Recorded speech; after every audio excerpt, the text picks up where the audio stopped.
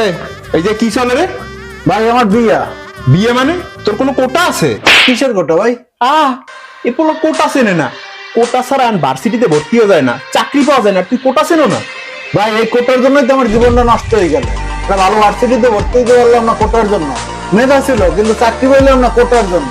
মানে বিয়েটাও করতে দেবেন না ভাই, এই বিয়েটা আমার করতে। তুই তো বেশি বলতেছ, কোটা ছাড়া আমি কিছু হয়?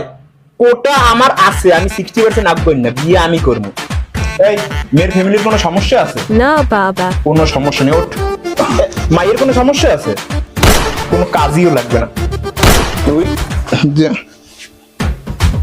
আমার বউ কেন? হ্যাঁ ভাই ও বোনেরা, আজকের মাহফিলে যারা আসছেন এদের মধ্যে যাদের কোটা আছে তারা সামনে আগাইয়া বসেন, আর যাদের কোটা নাই তারা একদম